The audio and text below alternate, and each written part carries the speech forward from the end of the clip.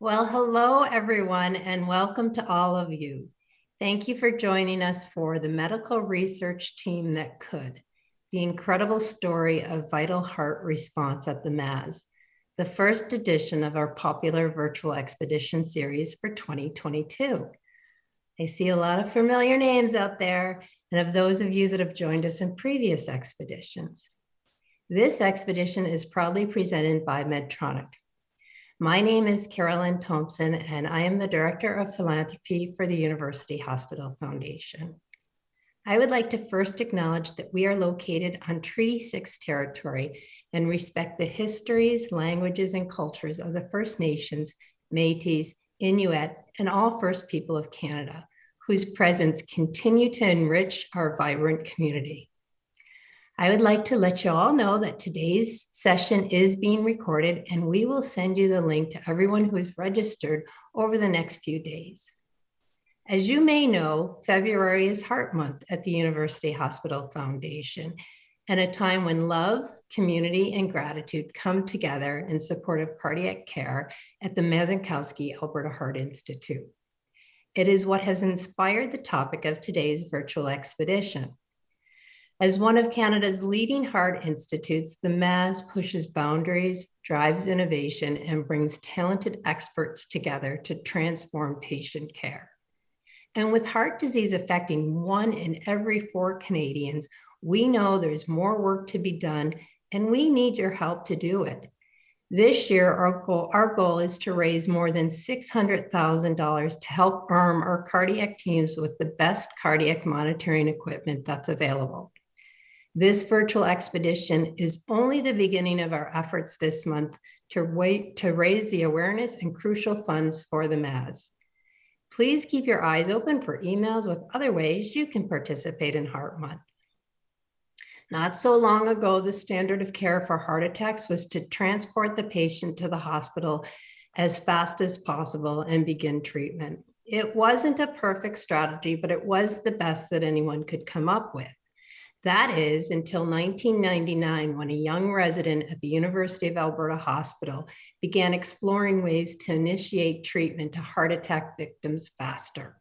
Dr. Robert Welsh is one of the truly incredible people you will meet today. Well, actually, in just a few minutes, he is going to tell you how research, innovation, and determination played a role in creating the Vital Heart Response Program, a revolutionary new way of delivering life-saving care to people suffering a heart attack.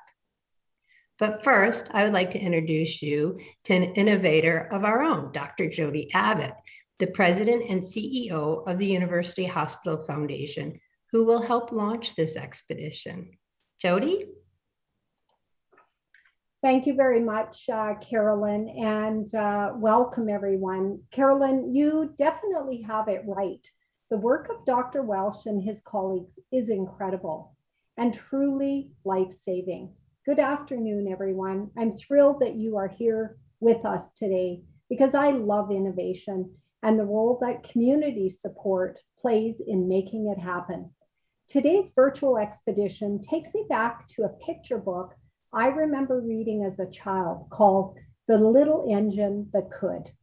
I'm sure many of you are familiar with this famous folktale of the tiny steam engine chugging up the steep hill with its load of toys, repeating to itself over and over, I think I can, I think I can. To me, I think I can really is the mindset of innovation and discovery, especially when you're attempting to do something that has never been done before. And that is what Dr. Welsh and his team accomplished when they created the Vital Heart Response Program. This program has been copied by health regions across Canada, analyzed by centers as large as Mexico City, and implemented as the new standard of care for treating heart attacks across Northern Alberta and the Northwest Territories. You will hear today that similar to the story of the little engine, his journey was not easy. There were plenty of long, steep hills to climb and skeptics who questioned his decision to tackle such an enormous challenge. But he also had allies like donors to the University Hospital Foundation, who provided critical funding that allowed his research to continue. Donors who believed, as he did, that he could. Before we hear from Dr. Welsh, I'd like to take a moment to tell you about the University Hospital Foundation, what we do, and most importantly, why we do it. We know that life is better when you're healthy. As agents of hope, we boldly seek solutions to seemingly insurmountable challenges, matching the determination and intensity of the healthcare teams that we support. Over the past 10 years, generosity from individuals and our corporate partners has contributed over $220 million toward bringing some of the best care in the world to our communities right here. That includes $80 million and counting to cardiac patient care and research at the Mazankowski Alberta Heart Institute. That's a very impressive number, but you'll also hear from Dr. Welsh, as good as we are becoming at treating heart attacks, heart disease is not going away. As proud as we are to have played a role in the virtual heart response program, the need for your support is ongoing. The University Hospital Foundation continues to work towards solutions for those facing life-threatening conditions like brain conditions, gastrointestinal, and urologic diseases. Through our donors, we provide ongoing financial support to advance care, create new knowledge, and make breakthrough discoveries at one of the leading academic health centers in Western Canada. And now we'd like to learn a little bit more about how you're connected to cardiac care. We invite you to participate in a live survey. Please select the one answer that represents why you joined us today for the expedition.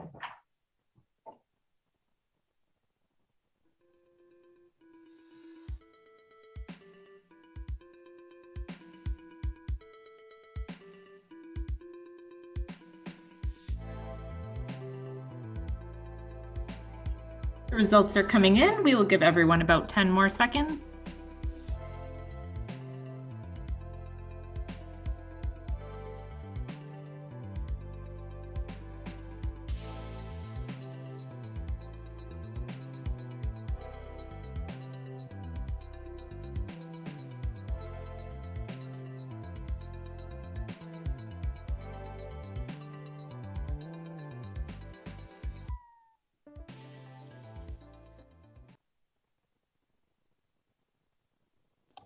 The survey is now closed. Thank you, Emily. I see the majority of us on the call are interested in learning more about heart disease. And I think that's really, really important because the more we know, the more we will know how to react if someone is impacted around us. And no matter what brought you here today, we're really glad that you have joined us. I'd now like to introduce you to our very special guest. Dr. Robert Welsh is an interventional cardiologist at the Mazankowski Alberta Heart Institute and professor in the Division of Cardiology at the University of Alberta. Dr. Welsh, we're very happy to have you with us today, and I'd like to turn the virtual floor over to you. Thank you very much for the kind introductions, and especially for all the group for joining us today. I've got a real pleasure to walk through a piece of a collaborative story that I do think really focuses on the mission statement of the Mazankowski at the bottom, inspiring innovation and knowledge, being leaders in patient care. And those are important words, and we try our best to live by those at the Heart Institute. And try to support the optimal care. The title, as you know, is Evolution of Heart Attack Care Through Innovation, and the impact it has on Edmonton, Northern Alberta, Central Alberta, and we say beyond because our program really affects parts of Saskatchewan, Northern BC, Northwest Territories, but have also been implemented even beyond our own group into larger territories. So an exciting time and something we're very proud to share. When we stop and pause for a second about what we're really talking about, we're talking about this disease state of atherosclerotic cardiovascular disease. In terms of how common it is worldwide, it's a massive impact. About 18 million CV deaths occur yearly, and this is from 2015. We know if you move to Canadians, 9 in 10 Canadians have at least one risk factor for heart disease. So if you think about that, it affects essentially all of us on the call, except for a few people that are living very, very clean lives. So it is something that we can all work harder at preventing. From an impact in terms of financial impact, which we look at, as healthcare costs and burdens rise, it costs about $2.2 billion per year in Canada for coronary artery disease alone, cerebral vascular disease, and peripheral arterial disease shown following. So this is a major impact on our personal lives, but also on the healthcare system. And we're always looking at ways of getting better. So what are we talking about today? We're talking about one of the most dramatic presentations of this heart disease, this cardiovascular heart disease, is the heart attack, so-called ST elevation myocardial infarction. The patient or the person will get symptoms typically of chest tightness or heaviness or a weight on the chest. Sometimes it's true pain, but a lot of times it's more of a pressure sensation. It may radiate into the arms or the neck, associated with shortness of breath and sweating, and it's caused by this picture on the side where a blocked artery stops flow to the important heart muscle, which unfortunately dies with time, and we'll come back to that. Clinicians, including ourselves and others, as well as our teams, can make the diagnosis with a good clinical history, combined with the electrocardiogram shown on the side, with the ST elevation in the diagnosis being shown by the electrocardiogram, the simple ECG. And what we know about this disease state is it's incredibly time dependent. And this is a bit of a tongue-in-cheek quote from Jean-Luc Picard from Star Trek, that time is a companion that goes with us on a journey. It reminds us to cherish every moment because it will never come again. And to date, once heart muscle has been killed, destroyed by a heart attack, you are unable to regrow it, even though we've tried and spent decades now working on solutions to regrowing heart muscle. One of the things we know is that there's 2 ways to open the artery, showing by the swinging pendulum here. There's clot busters, or a medication that dissolves the blood clot. And then there's a direct approach through the cath lab, and we'll come back to that, with all of this really dependent on time. If you think about animal models, we know that if you block a heart artery completely within 20 minutes, you have irreversible heart damage. If you reopen that in an animal model, within 1 hour, you salvage 2/3 of the tissue that would have died, and that beyond 6 hours, you really lose that. So it's an example of how important those time issues are. This slide tries to look at it, and it's from a friend of mine, Dr. Gersh, Professor Gersh in the US, worked at the Mayo Clinic. But if you have an opportunity to deliver a treatment that saves lives, and you can deliver it essentially immediately, you can save 100% of the potential benefit. So that's the holy grail. Someone's having a heart attack, they happen to be sitting in front of you, you treat the heart attack, they have no heart damage. But unfortunately, as time passes, you lose that benefit and it decays over time. And we'll come back to some of this, but it's a way of visualizing how important time is. Now, this slide really shows a Dali picture of the melting clocks. And unfortunately, we've had a hard time changing time to treatment in heart attack care. And you may wonder why. You may think that we know so much that we can do this. But patients, because the symptoms aren't always dramatic, will feel that pressure. They may delay coming to hospital. Then there's process-related delay and things that we've always had trouble beating these melting clocks and delivering faster care. Now, what are our opportunities? If I go back to when I was in training in Saskatchewan originally, we used to take heart attack patients from the emergency department, spend some time assessing them, move them up to the coronary care unit, establish all of the monitoring we thought was necessary, and then deliver the clot busting drugs or move them on to the balloon procedure to open the artery. And we didn't really focus on time. As time passed, it became standard of care to move to the emergency department. But then, when you think about it, why don't we actually take the therapy to the patient instead of bringing the patient to the therapy? And in the green, we move into the pre-hospital environment, the emergency medical services team, trying to establish early reperfusion decisions and initiation of therapy. So were we the first to think of this concept?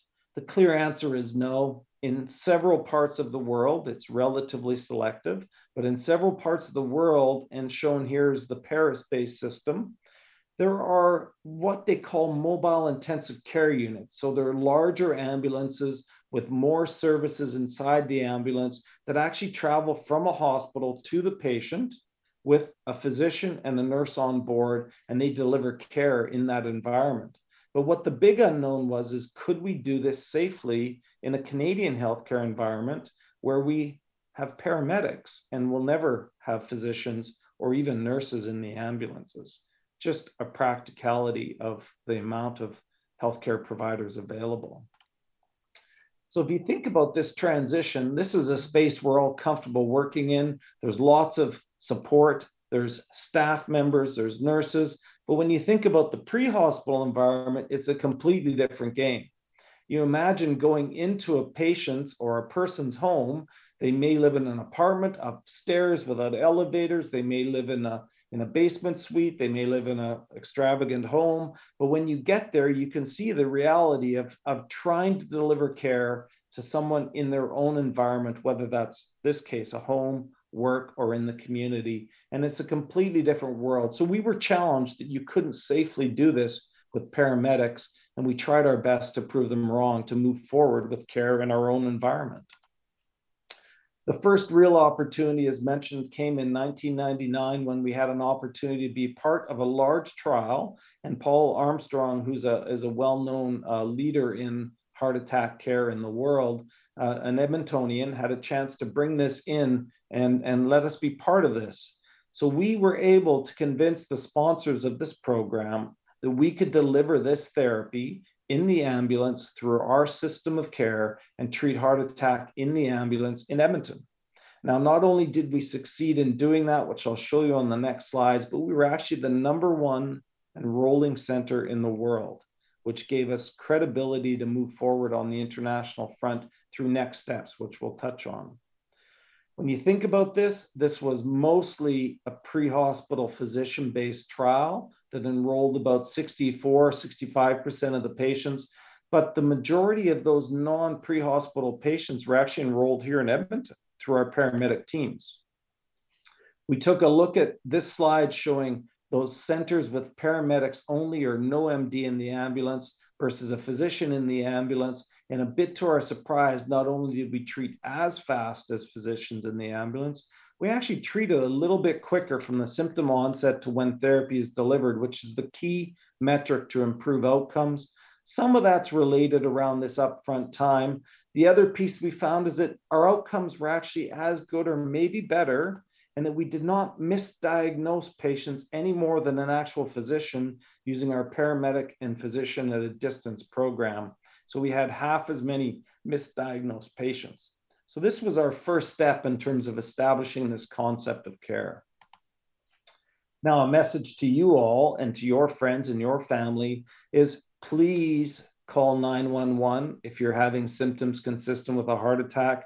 It's almost a 50-50 split in our province, which is better than most provinces, of activating the system that allows you to safely come to hospital, but also get a diagnosis and treatment on scene and improve your outcomes. So please remember to phone 911 if you do have symptoms or someone you know or love does. So after that original trial and some other work I'm going to show you as we move forward, we really set up a very simplistic concept.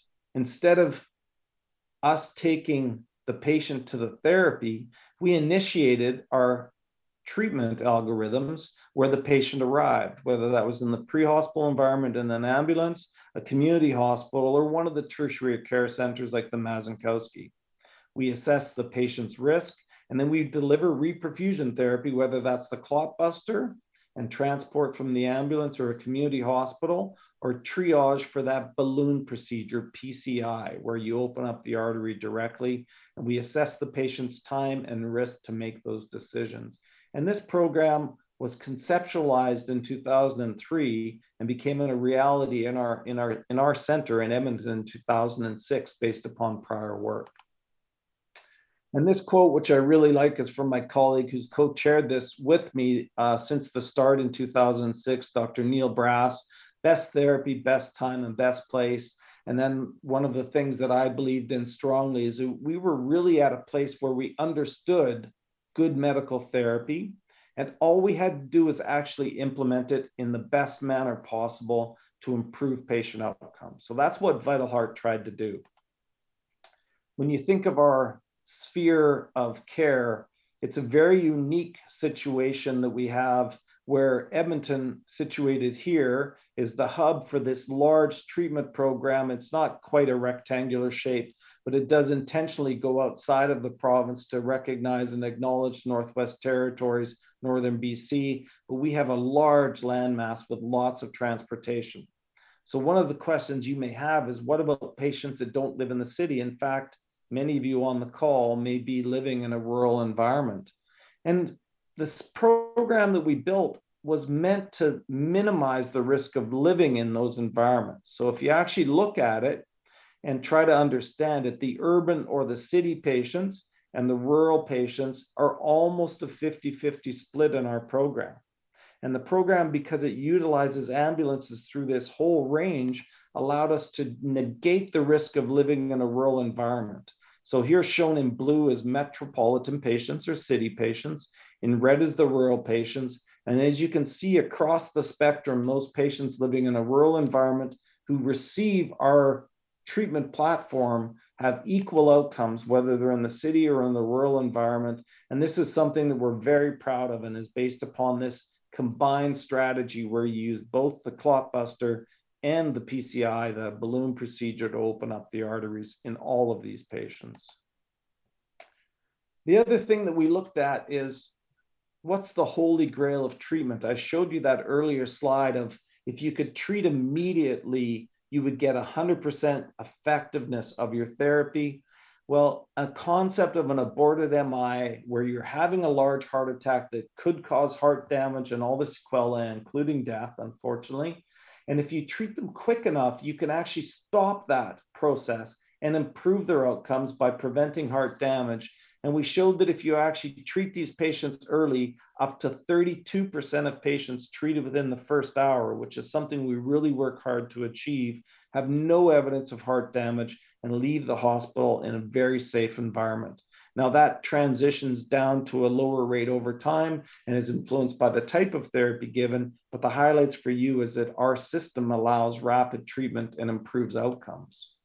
This just quickly shows the outcomes of those with this magical thing where you decrease the risk of heart attack damage through an aborted MI, of stopping the procedure from preventing heart damage. And it shows the outcomes by strategy and a really, really holy grail of treatment. So how do we do in the entire program? Well, this is work that was published by my colleague, Dr. Kevin Bainey, on behalf of our group, looking at our clot busting strategy that we've really been the pioneers of. Edmonton's really led this, and I'll come back to that on one of the next slides, versus primary PCI, which is considered the holy grail. And we've really established this strategy based out of research and clinical practice here in Edmonton. And this shows our own results.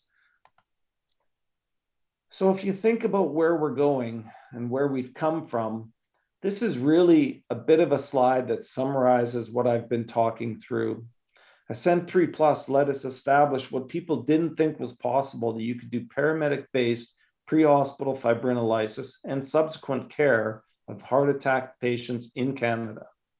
The West study, which I didn't show you, was a study that was an in-Canada design study, which really was the forefather of this pharmacoinvasive strategy, this strategy that combines clot busters and PCI for the optimal patients. And really, we took those two things, through a systematic approach, thought through what was the best option and built our clinical program, which we call Vital Heart Response, to apply the best evidence-based care. The STREAM study took our footprint, our model, and studied in a large international trial with good leadership out of Edmonton here in our own centers, and established this pharmacoinvasive strategy as a worldwide phenomena. And this fed to the study. But importantly, the evidence that we learned from that study feeds back to our clinical care, and we continue to improve and innovate and try to get better. Now, I want to touch on a few of the things that are currently happening specific to that. But first, let's think about how do we do compared to the rest of the world. So this is our program, the Vital Heart Response Program. Our overall in-hospital mortality, 3.9%, and our overall one-year mortality, your risk of dying, 5.2%, still an important disease. But in perspective, before we started implementing this program, in-hospital death was closer to 8%, and one-year death was closer to 13 to 14%, so very high.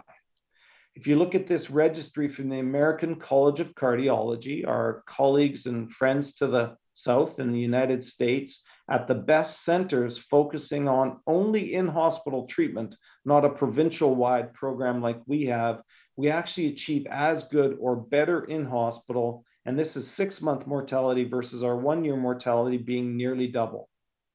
Now, this is something that we need to be incredibly proud of, because we've achieved something that people would have thought is impossible with the distance that our patients have to travel to receive therapy. So we're incredibly proud as a team of these results. It's already been mentioned that our colleagues in Mexico City have taken our program and applied it in a large population. And those of you that know Mexico will know that there's more people almost in Mexico City than there are in Canada. But they've taken it and actually replicated our results. So these slides and these results, the outcomes aren't important for this presentation, but they're nearly identical of what we've done here in Edmonton, and our dear friends Diego and Alexandra are really leading this in Mexico City and trying to expand a similar program through all of South America. So very exciting times in terms of expansion of what we've learned here in Edmonton.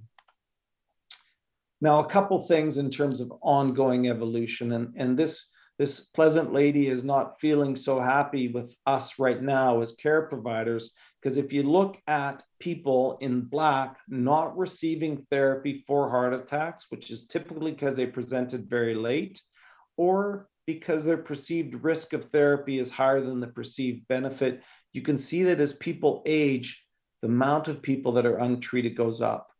I haven't spent a lot of time talking about it, but heart attack therapies can be associated with bleeding. As you age, your risk of bleeding is higher. So we're looking at ways of improving this and trying to get better for our elderly patients as the population continues to age.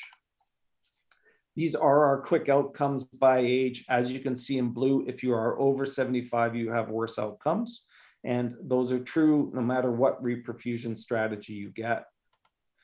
If you then look at this work that we've looked at a half dose strategy, so trying to enhance the safety of the clot buster, shown in red, with a half dose therapy in yellow, we've shown that you get similar reperfusion. So in this bar, the higher the number, the better, and no more need for what we call rescue intervention, so failed reperfusion. So now lower is better, and that your outcome with this new strategy of a half dose therapy is actually as good or better than full dose therapy or the balloon procedure to open the artery. So very attractive. This has led to a trial called STREAM 2 that builds on STREAM 1 and really looks at this half dose pharmacoinvasive strategy that was designed here in Edmonton and is now being applied worldwide in this relatively small but very important trial, trying to improve safety of treatment and therefore allowing us to expand treatment into different groups. I'm going to very quickly jump through the next couple slides because they're really not meant for content, but really just for the importance of ongoing investigation into what we can do to get better. And this slide, From Mice to Men and Bridging the Gap of Science and Medicine, is to remind me to acknowledge our benchtop researchers here in Edmonton, which are a very strong group that have many ideas in animal models that we're now trying to apply into humans where appropriate. Not everything is appropriate to take forward, but where it is, we're jumping into clinical trials and trying to get better.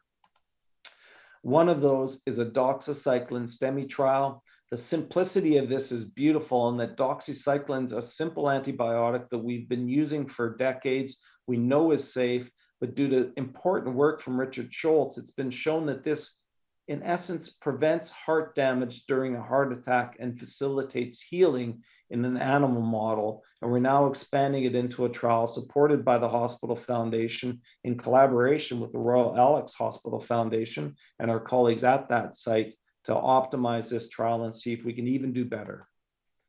Panacea is a trial that one of my colleagues, Anoop Matthews, led with support from others, but it's another therapy that's been around for many, many years. It's a simple, safe therapy that looks at ways to decrease heart damage during a heart attack. And this trial result is now done and ready to be published, again, with strong support from our foundation. And then sonolysis is another trial, this one led by my colleague, Dr. Kevin Bainey, again on the Vital Heart Response platform, that's looking at using ultrasound, a simple tool that's available widely to enhance clot dissolving through using directed pulses at the clot itself directly. So these are just 3 examples of work that's ongoing to try to continue to improve outcome, where we've taken support from the foundation and obviously through the donors who are hopefully attending the call. When I step back for a second, you can't forget the team. I may have been the face of this early work, but it's been a large group of people. And I think all of us focused on the patients, whether that's the cardiologists, our emergency physicians, the important group of paramedics, but acute care nurses, internal med and family physicians, as well as a system-wide integration, governmental support, and administrative support to really make sure that we're delivering the best possible evidence-based care to the patient.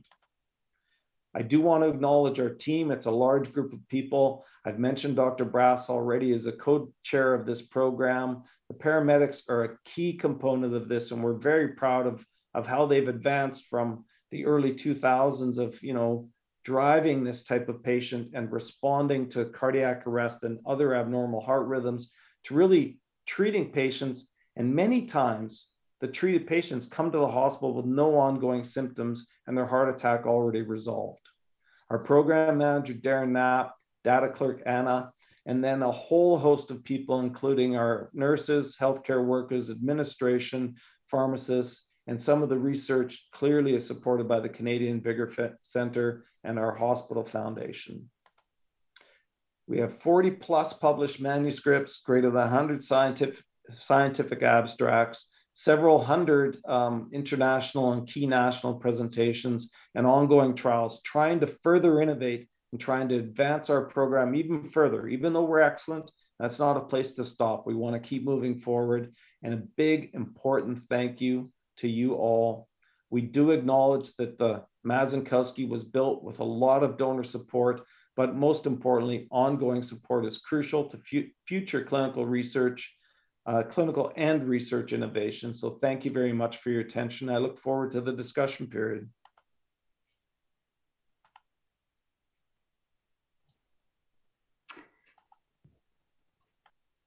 Thank you, Dr. Welsh, for that amazing presentation. Like everyone here, I'm looking forward to hearing more from you during our Q&A today.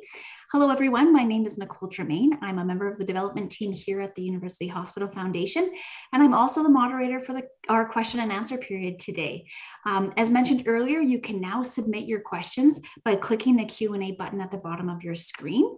We've already received a few questions, so we'll begin with those, and we're going to try our best to answer as many questions as we can in the short time we have left today. Our first question for you, Dr. Welsh, is can you tell us a little bit about what is the relationship between strokes and heart attacks? Yeah, the strokes and the heart attack, both disease states, involve atherosclerotic cardiovascular disease to a large degree, where a clot or a blood blockage causes the stroke or the heart attack, and both organs are considered end organs. So there's no other way for blood to get there once the blood vessel is blocked. With both disease states, time to treatment or time to open the blockage is critical. So make sure you act on symptoms. And in both disease states, I think it's important to acknowledge that the hospital foundation has helped us build better ways of activating from the ambulance and improving outcomes. So similar to heart attack, maybe a decade later, but the stroke team is really doing a great job moving forward rapid treatment for stroke as well. Fantastic. I really enjoyed your presentation today, learning about the Vital Heart Response Program. What's next and what's in store for it? Yeah, I think as I've tried to show, although we have done a great job, and I think there's so much to already be proud of, I don't think anyone in our program thinks this is the end. I think we can get better. And there's an academic as well as a clinical need to keep innovating and keep pushing forward. I've shown you 3 quick projects. I didn't really get into the details of them because that wasn't the focus today, but I think that the team almost to a T all want to push forward and continue to get better, get faster, get better treatment and better recovery of our patients. And it's an ongoing process, and innovation and donor support and the foundation are critical to that because it's very hard to find financial support to do this type of homegrown research. That's wonderful to hear. In your opinion, why haven't more centers around Canada and the world copied the Vital Heart Response Program? I think there's a history here. I showed at the very start that there was kind of that swinging pendulum of the clot buster versus the balloon procedure, and people were fighting for one versus the other. I think our center very early on accepted that one versus the other wasn't going to be the solution for all heart attack patients, and that we could really take a step forward by doing an integrated program, making sure that the patient gets the best therapy. That was the quote from my colleague, Dr. Brass.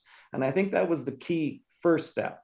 After that, we do have to acknowledge that the research had to be built. So a lot of it came out of Edmonton, and we're proud of that, but it required large, sometimes international trials, publication of data, and we had to build the story to make it adaptable. I think that if I look at my own career 15 years ago, I spent a lot of time trying to convince people that what we were doing was right. And at that time, we didn't really have the evidence. We had passion, we had some preliminary data, but over time, we've built the evidence and now it supports it, and you see expansion of our protocol. The final piece is I pointed out the team, it's a fair amount of work. There's a small group of people working really hard to deliver this heart attack care. And other centers have to have champions that are willing to step forward and do that work. And our team's been excellent. I acknowledge them all. Awesome. Well, we're having some great questions trickle in here, so we're gonna get into them. There's some detailed questions about for you. So the first one I have from Dawn is: are cancer patients more prone to blockages, and if so, why? Yeah, it depends a bit on the type of cancer. Certain cancer disease states or types of cancer are prone to clotting. Now, it is more typical that it's venous clotting, not arterial clotting. So venous clots can be life-threatening as well, because if they move and go to the lungs through the heart, so the right side of the heart into the lungs, they can be very dramatic and actually respond to the same type of therapies, clot busters and balloon procedures, but done in a different fashion because it's the opposite side of the heart. There is some increased risk of also clotting tendencies on the arterial side in heart attack and stroke, but it is slightly less. So our big fear there is on venous blood clots. Okay. Now, Ernie's interested in what are the signs of a heart attack for a woman? I understand the symptoms may be different than those experienced by men. So that's an interesting one. Yeah, I think that's an important question. I didn't focus a lot on that, but I think to step back, it's important to acknowledge that both men and women, heart attack is one of, and a very similar percentage in men and women, biggest cause of death, morbidity and mortality, like affected your life or dying from a heart attack. And there's a bit of a misconception that women aren't at risk of heart attack, and that's not true at all. So that's one piece. The second piece is when you look at symptoms, the symptoms are similar, but I think women and men respond to symptoms differently. And we've actually done some research showing that how people around you respond is also influenced. When a man has symptoms of sweating and chest heaviness, people tend to jump to the concept of a heart attack. And people around a woman may think of other problems and not think heart attack first. So a big chunk of it's awareness, not only for the patients, but for those around them, the people that you love and care about, to acknowledge that men and women both have heart attacks. And then if you get into the specifics of the symptoms, women tend to have a little less of the central crushing chest pain, although they still do. So don't downplay that. And a little bit more of the arm symptoms or some of the other ones. But I think when you really get into people having heart attacks, it's really the response to symptoms that's more relevant than the actual symptoms experienced. And that's social, and we need to all be aware of that. And do we see an equal split between male and female patients that have heart attacks? So women tend to have heart attacks about 10 years later in life. Oh. So if you look at our data or any international data that includes everyone with a heart attack, so 100% of people with a heart attack, it's usually 60% men, 40% women. And it's a bit of a reality of living longer, because the women tend to live 10 years more before they get heart disease. And that window of time, unfortunately, can be linked to other disease states. So they get, cancers or other problems in there. But I think it's important to acknowledge that, the sex differences are important to keep on top of mind. And we talk a lot about it in medicine now. So the physician healthcare teams, the nurse teams, the paramedic teams are all attuned to this. Excellent. So it's an interesting kind of transition. Lots of folks are asking about daily aspirin and 81 milligrams. What are your thoughts on that? And is that a recommendation you would make? Yeah, I think there was a period of time not that long ago where, aspirin was one of our only therapies. And we do know that if you're having a heart attack, so symptoms of a heart attack, even if it ends up not being a heart attack, taking aspirin is recommended. Because, I talked a bit about the clot busters, but old data showed that a simple aspirin alone was as good as a clot buster alone. Now, it was an old clot buster, not as specific, during an actual heart attack. And the two of them together work better. So a simple aspirin actually is an important thing to take if you're having symptoms that you think are a heart attack. Now, chronic aspirin therapy, if you've never had heart problems, right, so what we call primary prevention, has recently been questioned. And I think when you look back at the data, there are other therapies that are probably more important now: cholesterol control, blood pressure control, and only people with documented vascular disease are recommended aspirin now long-term. So it's changed a little bit in terms of that message. But I think if you have documented heart disease, you've had a heart attack, you've had a stroke, you've had vascular disease to your legs, those people should all be on aspirin long-term as far as we know at this point. Okay, that's good to know. You'd mentioned earlier in your presentation that 9 out of 10 of us have risk factors for heart disease and stroke. What would be some of those factors? Because some of our folks attending have asked in terms of what do we do to avoid a heart attack? I think the most important ones to talk about are the ones that are preventable or treatable. So the connection to cigarette smoking is undeniable, and we've known it for a very long time. So cigarette smoking is one of the clear things that we should all stop if you are a smoker. Inactivity and obesity, very strong linkage, and being fit and a little bit thinner is good for all of us. So important messages. And then control of the other known risk factors: blood pressure, cholesterol, diabetes if you have it. And then there's some things that you can't really change. So family history, we know, is linked to increased risk. If your family's prone to heart disease, you are too. And then the reality of age. As we all age, heart disease is a reality, and sex. It's perceived to be slightly more common in men, but it's really, like I said earlier, an age-based catch-up, where men have heart disease earlier, women about 10 years later, but still have a high percentage. So those are the best messages. Excellent. We have a colleague in the field. There's a cardiology nurse that is asking, what are the key points to share with my patients about the Vital Heart Response Program? So that's a great one.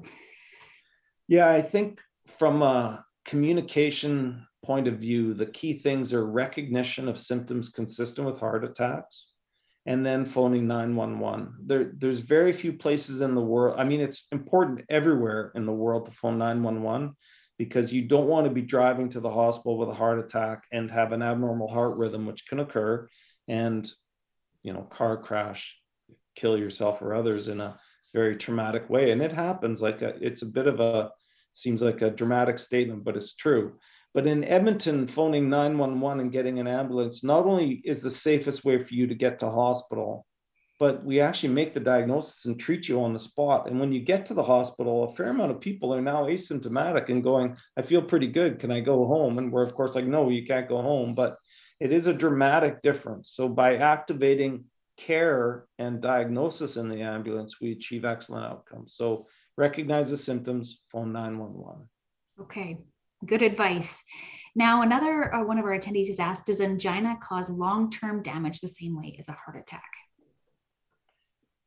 We think that a stable blockage in your arteries, which is what causes angina. So for those of you that don't know what I'm talking about, or maybe besides the person that asked the question, if you have a stable blockage and you do something more extreme with exertion, let's say run, and you get chest tightness or that sensation of heaviness, and you stop and it goes away, that's what classic angina is.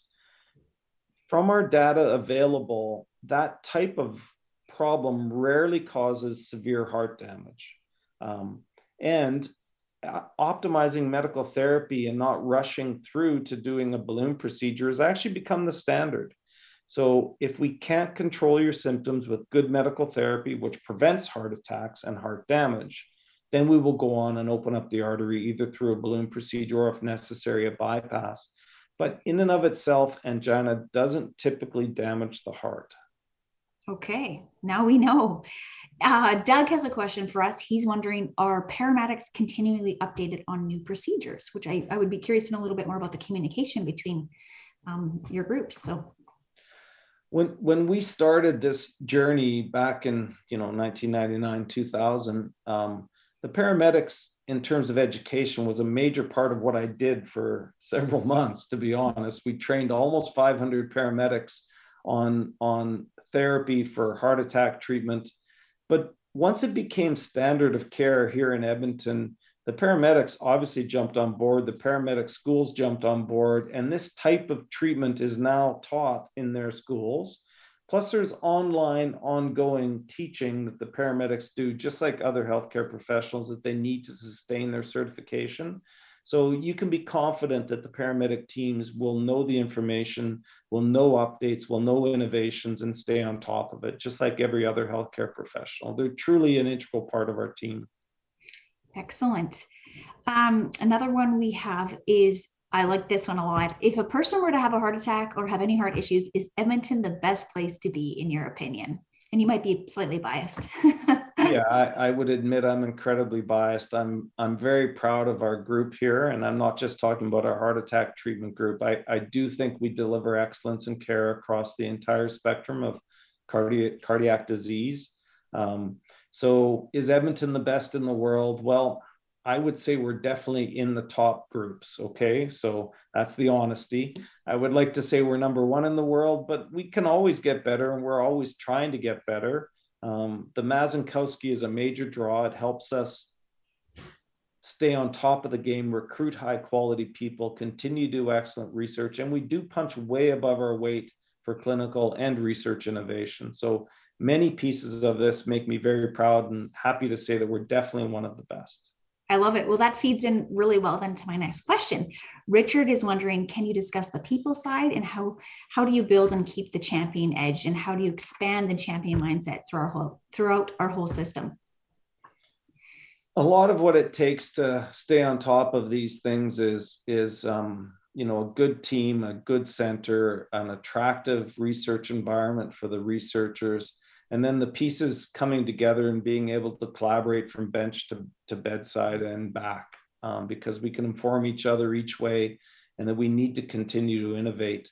These are tough things. I mean, I don't think anyone on this call would be surprised that the weather in Edmonton isn't really touted across the world as the best, but we have done our best to build in other pieces that attract high quality people and let us continue to push the agenda forward. And that people piece is tough right now, I mean, we haven't had a COVID question yet, but let's be honest, we've all been through a very tough stretch of time, whether you work in the healthcare system, which has been very tough, or if you're a regular person and have had to be home working or away from your job or lost your job. So it's been a very tough time, but I think the people part is critical, and I appreciate that question. Excellent. The next question I have is, we all know that we have the stroke ambulance at the hospital. Has that affected how we are kind of addressing heart issues as well? Yeah, the stroke ambulance is very specific for stroke because a big part of the stroke ambulance is the capacity to make the diagnosis. So I pointed out early on in my talk that heart attacks, we can do a simple ECG, which is quite easy to get any ambulance, and all of them have the capacity to do that. Stroke obviously requires more advanced imaging, at least at this point. There may be markers in the future that prove other ways of getting it done, which is being researched. But at this point, you basically have to take advanced imaging to the patient. So the stroke ambulance, is a more complex mechanism of doing what we can do in every ambulance, is make the diagnosis. So it doesn't directly affect the heart, but obviously expands the window of opportunity and even proves further how we can take treatment to the patients versus bringing the patients to the hospital. Okay, another kind of related, I guess, transportation question is, how are we connected to STARS ambulance? Yeah, so I'm not taking credit for any of that piece, but it's almost a seamless integration. I have been involved in heart attack treatment cases where a patient, let's say in Camrose, is coming by ambulance and deteriorates and is sick, and we'll activate the STARS helicopter. They'll fly, land in a field, load the patient, and hot land them back in Edmonton, and we'll go direct to the cath lab with some great outcomes. So I would say we've got a very integrated approach and a very effective approach. As people will know, you can't always fly in Edmonton, so we're very proud of our ground teams too, but the STARS integration is almost seamless, and it's done by the EMS system, not by the cardiology team. They manage that really effectively for us. Okay, excellent. We have a few questions more on kind of preventative care. We have, what kind of foods should we prevent, or should we kind of avoid eating to avoid heart disease or prevent heart disease? So any comments on that? I'm wondering if my collection of chips should I stop eating them, or moderation? Yeah, I think you've kind of hit the most important single thing, is moderation. We all know without a lot of debate that most processed foods, things that can sit on a shelf for 10 years without going bad, are probably not the best things for us. So chips, processed foods, crackers, all of those pieces of it. So limit your exposure to those types of things. Make sure that you're getting a nice combination of vegetables because of nutrients, fiber, many things that are good for you in vegetables. And I'm not someone that says you need to avoid meat. I think moderation and protein and actual fat is actually not bad for you. We've learned a lot. We know cholesterol in your blood is very bad, but food-based cholesterol from natural sources is typically not a major influence on your blood-based cholesterol. Now, I'm saying in moderation. So a balanced diet, and then the biggest part is calories, keeping them down, staying thin, and avoiding the simple sugars that tend to make us put on weight.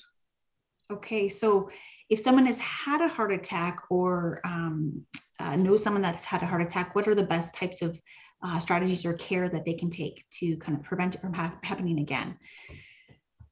The biggest thing is our medical therapy. We have studied now in hundreds of thousands of patients that have had heart attacks, ways to prevent second ones. And it's really fairly predictable things. It's blood pressure control, cholesterol control, exercise, and healthy eating, and weight loss. Those are the key things. And obviously smoking, stop smoking if you are.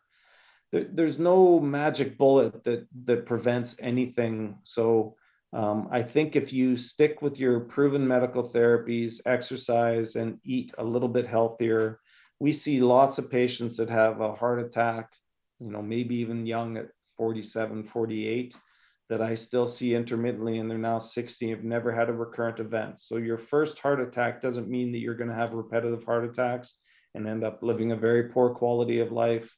Stick with your medications, follow your doctors and nutritionists and nurses' advice, and you'll do well. Okay. So I really like that. I'm wondering there's a few folks that are interested in like, what are great resources available? Obviously you're a wonderful resource today, so I'm assuming that's why they've tuned in, but what are other great resources they can, if it's online or talking to their doctor, et cetera, to learn a little bit more about heart attacks and strokes and really understanding one particular person's interested in how blood pressure it affects potentially a heart attack. And the most important thing, if something's happening, when should they call an ambulance? So, yeah, there's many different resources. So the Heart and Stroke Foundation has websites that people can use. The MAZ website is a reasonable resource itself as well. Some of our American colleagues have done very good at patient-based education, maybe more so than we have because there's a larger population. So the American Heart Association and the American College of Cardiology have both got very large patient platforms for reading about education. And Google search, if you're careful in your kind of reputable websites, is actually not a bad mechanism. I mean, if I've got a question, I use Google, we all do. So search engines, but just be careful of any of the ones that claim things are too good to be true. Because I will be honest, we get a lot of questions about things that sometimes we've never even heard of should improve your risk of heart disease in the future. And you just have to be a little bit cautious about what you read, because there's so much information on the internet that you've got to be selective and make sure that it's reputable. Fantastic. We are getting close to 5, but I have to say we have a very engaged audience. So I'm wondering if you're okay to hang out for a few more minutes to answer a few more questions for us today. Yeah, of course. Okay, I love it. I think they're very engaged, and we're just kind of peppering you with lots. I think they're really enjoying our discussion today, which is awesome. I think we have a couple of very topical questions that have just come in specifically about COVID-19 and the impacts on your heart. And potentially there's obviously a question pertaining to vaccines and boosters, but also potentially, I think if you get COVID, any effects that you've seen on hearts in the hospital and with patients.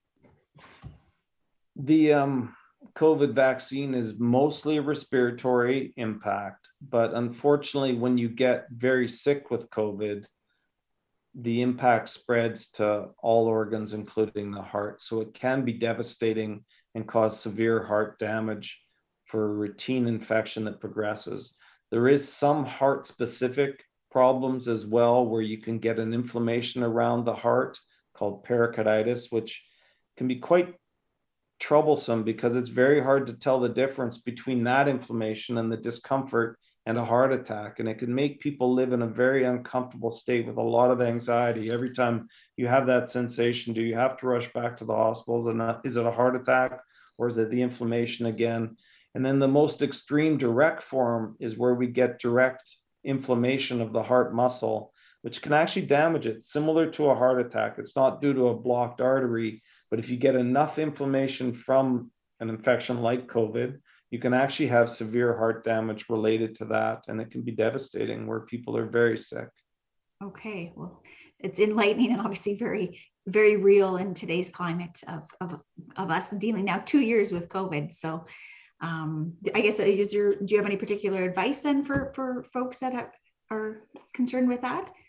Yeah, I think that the biggest thing, and I mean, all the politicians say it, I don't want to sound like a politician, but the biggest protection for any of us and for anyone you love is to vaccinate. And I can't say that I'm an expert in knowing if everyone needs a booster or if 2 is the right number, but I think following the health advice on that, because your risk of severe infection vaccinated, even if you get COVID, which you can, is much, much lower. Like it's usually a minor cold versus quite sick. So I think that the key message is follow health knowledge, follow health advice from our governments.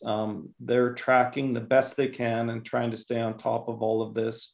And it's been politicized like nothing I've ever seen before personally. Maybe others have experience that I haven't seen, but I haven't seen such weird politicization of a medical problem in the past. So, do your best to, again, stick to reasonable evidence and make sure you're vaccinated. Okay, well, thank you for that.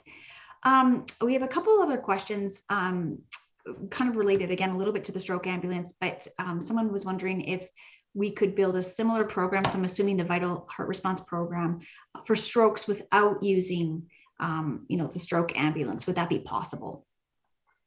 There's work being done looking at either blood or other markers of how to diagnose a stroke in an ambulance or away from a hospital. It's not my direct area of research, so I can't claim to know how close we are with those, but they are looking at other mechanisms to make the diagnosis. The biggest difference between stroke and heart attack is about 15% of strokes are actually caused by a bleed in the brain, not a clot. And since the treatment for the clot is a clot buster, if you've already got an active bleed in the brain, giving a clot buster is obviously very risky. So there's enough differences that it's not quite as simple, but they're working hard at figuring that out. And I would see it in the future. I'm just not sure how close.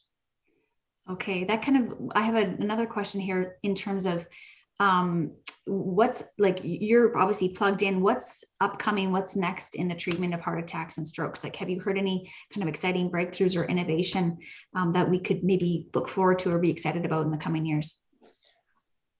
We're in an era that's very interesting from a researcher point of view, where we're going back to concepts maybe proven with very expensive therapies. So inflammation, I talked about the doxycycline project we're doing, which is looking at heart healing, but we're going back to therapies that are cheap and available, that have been around for decades, trying to study their impact because of maybe some evidence that very expensive drugs have shown, like decreasing inflammation, decreases long-term sequelae of heart and stroke.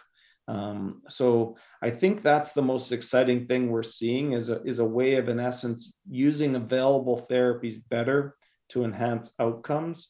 And I mean, I don't want to sound like a broken record, but those are the type of things that small seed funding can help sort out. You have some bench evidence from a researcher. We can use seed funding of a safe known agent and study it in a small number of people to prove whether or not you go to the big trials to make it, standard of care. And that's really important for the foundation and for donors to support that type of work. Wow. Well, hey, that's a great plug for the foundation. So thank you. And it really shows the importance of the work that you're doing and then that we're doing in terms of and all of the great work that's happening at the hospital site today. I'm curious, how do you share best practice and successes amongst your colleagues in the field? You kind of alluded to a little bit, and obviously there's research studies, et cetera. But I'm just curious, how do you talk to each other? How do you communicate and share? Yeah, the big thing for most academic physicians is major scientific meetings, publications. That's where we communicate our knowledge.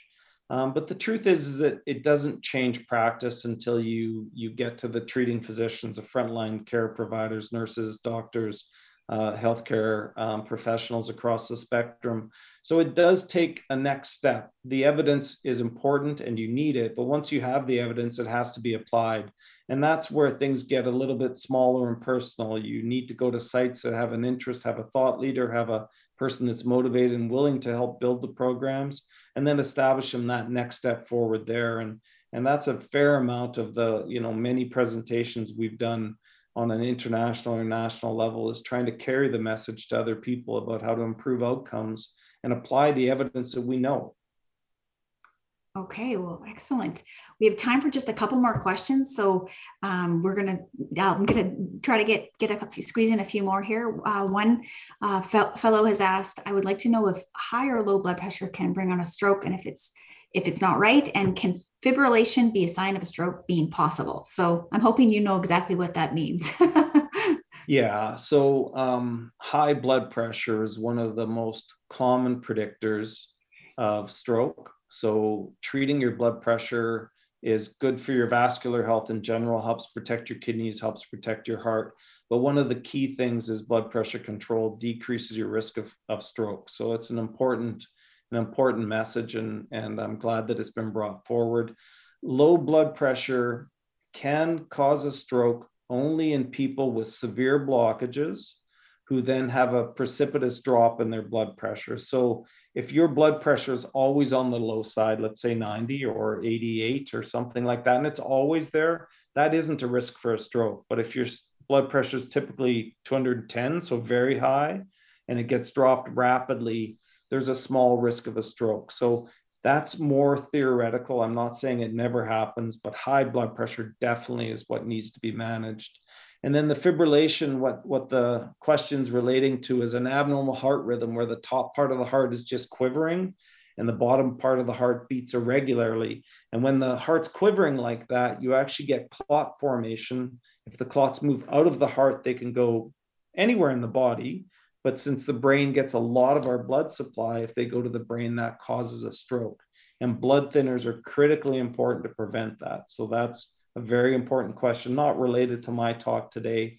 But if you have that abnormal heart rhythm called atrial fibrillation or AFib, you really need to be on a blood thinner. Aspirin doesn't really help very much.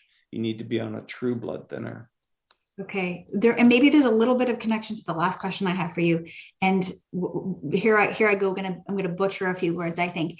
Okay, so why is TNK is the thrombolytic of choice, and what can you say about TPA, urokinase, and streptokinase? I may have pronounced all of those words incorrectly. You did pretty good. You did pretty good. I'm actually proud. Those are as good as I can do. So so if you go through that list of medications, streptokinase, urokinase were very, I don't want to say dirty, that's not a fair term, but non-specific activators of the blood clot breakdown system. And being non-specific, you tended to get a turn on of the entire system. And the system is meant for homeostasis or balance, with clotting and dissolving clot being a piece of it. And you actually would get these types of situations where, you know, increased bleed risk because of how broad-based it is and non-specific, but also you'd activate clotting in some cases too. TPA and TNK are quite similar medications in terms of their efficacy, but the TNK, for the work we do, really revolutionized our next step because it is a single bolus. You push it and it's in the patient, and the paramedic can get on with all of the other things they're doing, or the hospital-based staff. Whereas TPA was a bit complex. You had to push some as an injection in a vein, and then you had to set up a drip and manage a drip in the pre-hospital environment. So similar maybe in efficacy, but much more complex to use.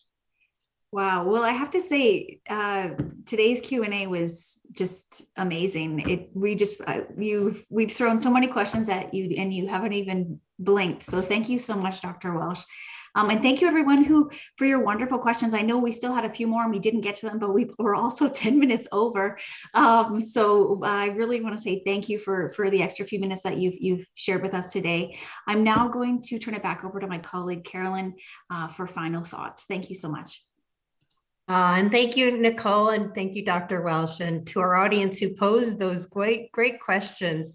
Wow, such thought-provoking questions.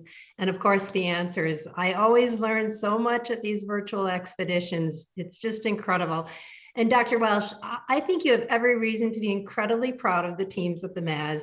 And the Maz might not be #1 today, but with continued donor support and the incredible talent that we have, I believe we can get there. So on behalf of the University Hospital Foundation, including Dr. Jody Abbott, Nicole, Emily, and myself, and of course, our very special guest, Dr. Rob Welsh, thank you for your time and your active participation. We would also like to thank Medtronic for generously sponsoring the virtual expedition and helping us share the incredible story of the Vital Heart Response Program.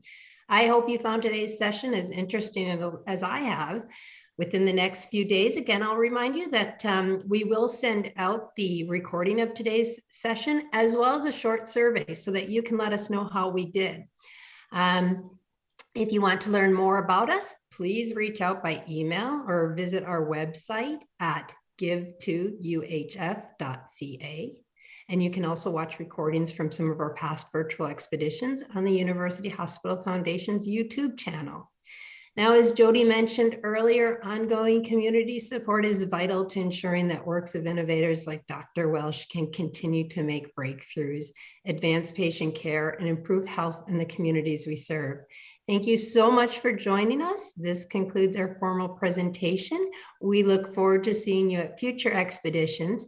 And finally, we'll leave you with a 1-minute video entitled "Hope Starts with a Heartbeat." I think you'll enjoy it. Thanks, everybody. Have a great evening.